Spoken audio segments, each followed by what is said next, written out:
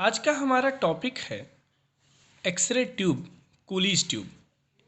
X ray tube को ही Coolidge tube के नाम से जाना जाता है। तो ये कन्फ्यूज़न आप ख़त्म कर दीजिए कि कूलीज ट्यूब क्या है और एक्सरे ट्यूब क्या है। कूलीज ट्यूब ही एक्सरे ट्यूब है, ठीक है। तो सबसे पहले जान लें कि एक्सरे की डिस्कवरी किसने किया था। तो आप सभी को लगभग पता है, सर W.C. रॉन्जन साहब ने 1895 में एक्सरे की डिस्कवरी की थी। तो एक्सरे जिस इक्विपमेंट से बनता है, एक्सरे जिस इक्विपमेंट से जनरेट होता है, उसी को हम कहते हैं एक्सरे ट्यूब, ठीक। तो आज इस वीडियो लेक्चर में हम एक्सरे ट्यूब के बारे में डिस्कस करेंगे। लगभग आपको एक्सरे ट्यूब के बारे में, एक्सरे कैसे प्रोड्यूस होता है, इसमें सारी चीज़ें हैं, ब्रीफली हम आपको समझा पाएंगे। तो सबसे पहले हम यहाँ एक कैथोड लेते हैं, ठीक। एक्सरे ट्यूब का ये इक्विपमेंट कैसे होता है ये आप देख लीजिए। कैथोड निगेटिवली चार्ज का होता है और एक तरफ एनोड होता है। एनोड पॉजिटिव चार्ज का होता है, ठीक। कैथोड को हम थोड़ा एनर्जी देके, चाहे वो गर्म करके, चाहे वो इलेक्ट्रिसिटी जनरेट करके, उसमें देके इलेक्ट्रिक करंट फ्लो करके इसको हम पहले हीट करते हैं, गर्म करते हैं। तो इससे ये गर्म जब होगा तो इलेक्ट्रॉन एमिट करता है। क्या करता है? इलेक्ट्रॉन एमिट करता है। आपने फिजिक्स में पढ़ा होगा कि कोई भी मेटल, दुनिया का कोई भी मेटल, अगर वो हीट उसे मिले, अगर उसको हम हीट करें, चाहे जिस फॉर्म में, चाहे हम उसको गर्म करें इलेक्ट्रिक करंट देके या वैसे गर्म करें, तो इलेक्ट्रॉन एमिट करता है। क्या करता है? इलेक्ट्रॉन रिलीज करता है, इलेक्ट्रॉन निकालता है, ठीक। आपने सुना होगा घर पे जो कूलर, वो सॉरी क्या उसको कहते हैं, हीटर जो होता है वो ऐसे होता है ना, क्वाइल्ड होता है, टंगस्टन का बना होता था। तो उसको जब गर्म करते तो आग निकलता है उसमें, तो वही टंगस्टन का कैथोड हम यहाँ पे भी यूज़ कर रहे हैं। तो जो ये कैथोड होता है वो एक्चुअली में होता है टंगस्टन का। टंगस्टन कैथोड जो होता है, इसको जब हम हीट करेंगे,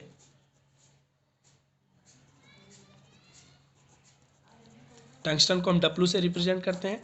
टंगस्टन को जब हम हीट करेंगे तो इलेक्ट्रॉन एमिट करता है, इलेक्ट्रॉन निकालता है, ठीक है। इलेक्ट्रॉन रिलीज होता है इससे, ठीक। टंगस्टन की एक खासियत होती है, टंगस्टन के बारे में जान लें, इसकी जो मेल्टिंग पॉइंट होती है वो बहुत ज़्यादा होती है, हाई मेल्टिंग पॉइंट का होता है, ठीक है। इसका एटॉमिक नंबर भी हाई होता है, एटॉमिक नंबर भी इसकी बहुत ज़्यादा होती है, ठीक, हाई होती है, ठीक है। तो ये कैथोड हुआ, एक तरफ कैथोड और दूसरी तरफ एनोड। एनोड जो होता है वो ये कॉपर का होता है, ठीक है, और इसके आगे एक टारगेट मेटल लगा होता है, ठीक है। ये टारगेट मेटल जो होता है ये होता है आपका टंगस्टन का। तो टंगस्टन आपका दो बार आया, ठीक है। कैथोड में भी टंगस्टन, ये फिलामेंट के फॉर्म में होता है, ठीक है। फिलामेंट देखिए क्वाइल्ड है। और एनोड का जो टंगस्टन है वैसे एक मेटल लगा हुआ है, टारगेट मेटल के नाम से इसे हम कहते हैं, इसी को हम टारगेट मेटल बोलते हैं। ये टारगेट मेटल है, ठीक।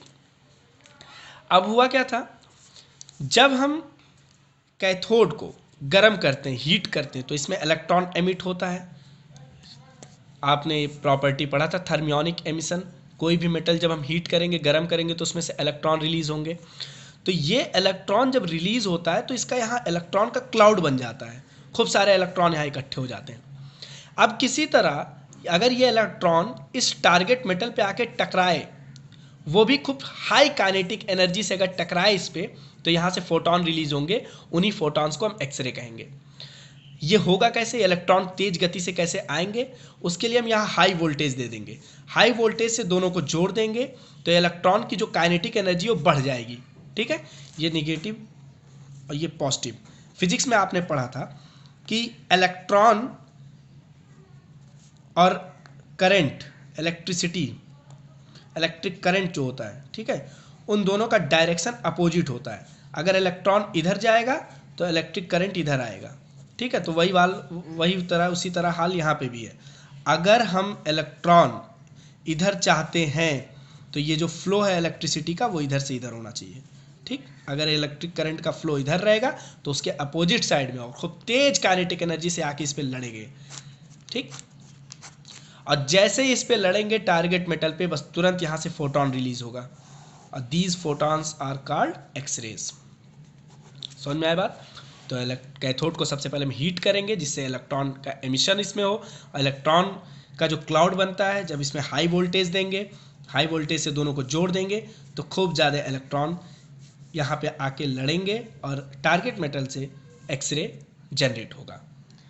अब एक्सरे तो जनरेट हो गया, लेकिन अगर यहाँ पे आप इमेजिन करिए, अगर यहाँ एयर के मॉलिक्यूल हैं, इन दोनों के बीच में एयर के मॉलिक्यूल हैं, तो क्या होगा?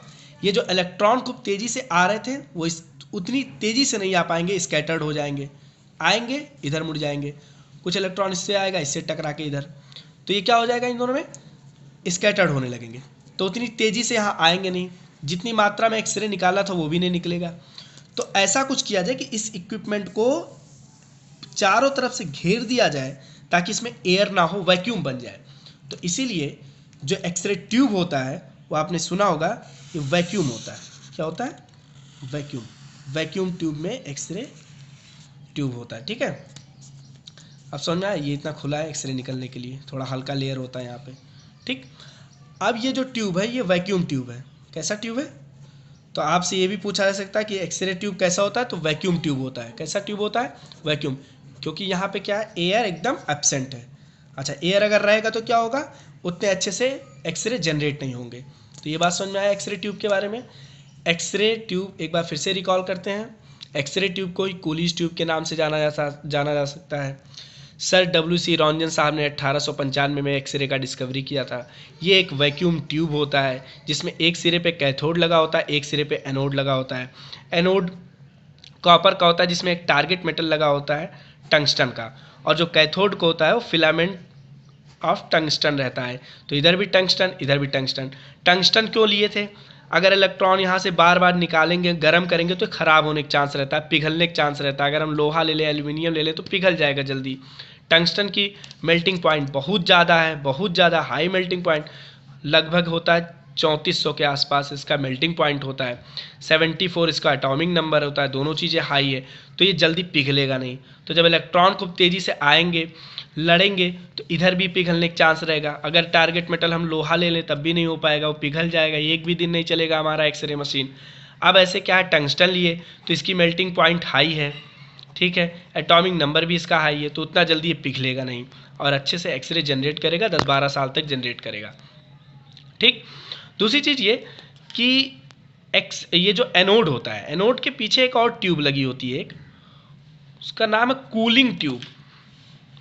कूलीज नहीं, कूलिंग, ये ठंडा से आया है, कूलिंग ट्यूब। ये कूलिंग ट्यूब क्या करता है, ये जो एनोड है इसको एक ठंडा किया रहता है, इसमें वाटर भरा होता है।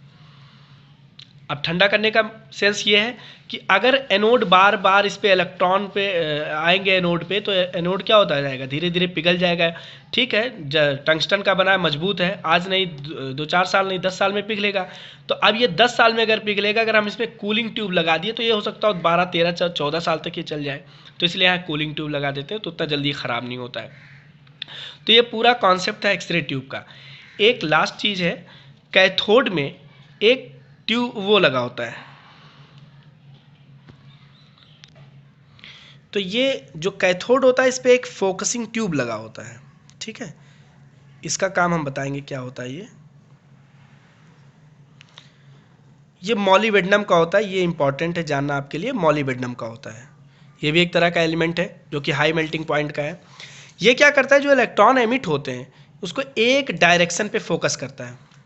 ठीक, एक डायरेक्शन में, इधर उधर स्कैटर नहीं होने देता है। तो इससे ये फ़ायदा है कि जो ये इलेक्ट्रॉन आ रहे हैं इस पे लड़ रहे हैं, वो क्या होंगे, सीधे इसी पे आके टारगेट मेटल पे लड़ेंगे और फोटोन जनरेट करेंगे। फोटोन का सेंस ये है कि एक्सरे जनरेट करेंगे। ठीक है, तो ये फोटोन जनरेट करेंगे, एक्सरे इस तरह प्रोड्यूस होता है। और ये जो ट्यूब होता है ये वैक्यूम का होता है, एयर एब्सेंट होता है। ठीक है, इसी को हम कूलीज ट्यूब के नाम से भी जानते हैं। तो ये जो टारगेट मेटल होता है टंगस्टन, एक बार इसके बारे में और जान लें। इसकी मेल्टिंग पॉइंट बहुत हाई होती है, एटॉमिक नंबर इसका हाई होता है, इसीलिए हम टंगस्टन का यूज़ करते हैं ताकि वो जल्दी पिघले ना। ये इसका सबसे बड़ा खासियत है टंगस्टन का, वो जल्दी पिघलता नहीं है, जल्दी ख़राब भी नहीं होगा। दूसरी चीज़ ये जो हमारा ग्लास होता है, ये जो ट्यूब जिसको हम कहते हैं कि वैक्यूम ट्यूब होता है, इसमें एयर नहीं होता है, ये जो ग्लास बना होता है ये पायरेक्स ग्लास इसको कहते हैं, पायरेक्स ग्लास के नाम से जाना जाता है। इसकी भी मेल्टिंग पॉइंट हाई होती है। ये छोटा ये कांच नहीं है जिससे हम लोग चेहरा देख लेते हैं, वो तुरंत टूट जाएगा, पिघल जाएगा। ये पायरेक्स ग्लास बहुत मजबूत होता है, इसमें जो इलेक्ट्रॉन रिलीज़ होते हैं तो वो उससे ये ख़राब नहीं होता है, कई साल तक ये चलता रहता है। तो ये पूरा चीज़ एक डिटेल में आपको मैंने बता दिया। एक्सरे ट्यूब एक बार फिर से रिकॉल करा देता हूँ। एक्सरे ट्यूब कूलीज ट्यूब के नाम से जाना जाता है। Sir W.C. रॉन्जन साहब ने 1895 में इसकी डिस्कवरी किया। एक तरफ कैथोड, एक तरफ एनोड, फोकसिंग ट्यूब जिससे इलेक्ट्रॉन एक जगह पे केंद्रित होकर इस पे गिरे टारगेट मेटल पे और एक्सरे जनरेट करें। That's all about x ray tube.